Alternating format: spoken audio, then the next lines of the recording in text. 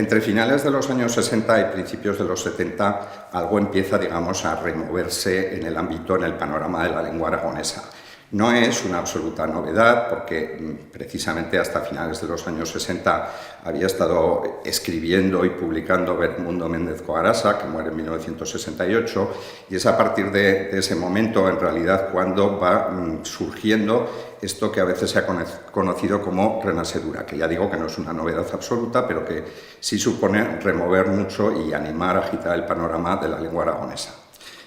Claro está que dentro de este panorama a la literatura le corresponde un papel esencial por algunas razones que quizá,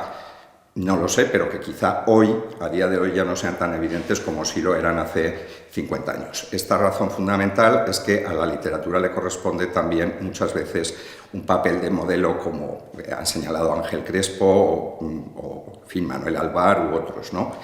El caso es que a la altura de 1966 encontramos a la revista Jacetania, que desde su primer número va incluyendo textos de Bermundo Méndez, posteriormente de Francho Nagore, y hay algunos hitos que son los que tradicionalmente se han dado como clásicos de esta renasedura. En 1971 se publica un libro de poemas, el primer libro de poemas de Francho Nagore, titulado Sospiros del aire. Al año siguiente, en 1972, y en una colección muy importante, en la colección El Bardo de Barcelona, sale No deixez morir a mia voz, de Ángel Conte, que se ha convertido en un libro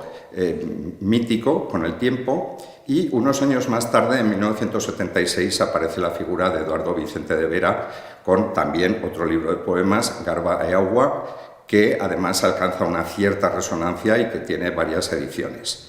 Esto se podría prolongar un poquito más, yo no me resisto a mencionar, porque es un año muy redondo además, el de 1980, que es el año en que Lucía Dueso comienza su publicación en libro con Al canto el Cinqueta, que es también un libro de poemas. Como se ve, en este primer momento predomina la poesía, pero hay un año, 1977, que es central por muchas razones, no solo literarias, pero desde el punto de vista de la literatura trae consigo una novedad importante, y es que se publica el primer libro, podríamos decir, de narrativa moderna en aragonés, Dos Amortal Alba, de Eduardo Vicente de Vera, un libro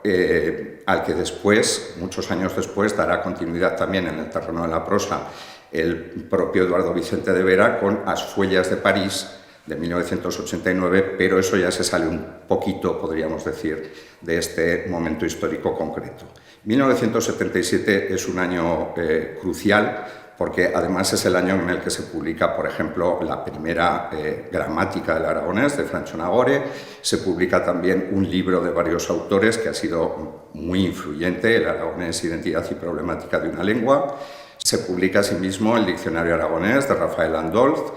Destaca el papel que tuvo Librería General de Zaragoza en todo esto, y por esos mismos años, en 1976, por ejemplo, se crea el Consejo de Fabla Aragonesa, en 1978 la revista Fuellas, que sigue venturosamente viva hasta el día de hoy. Como se ve, es un movimiento de amplio alcance que desde luego implica a la literatura, pero no solamente a la literatura.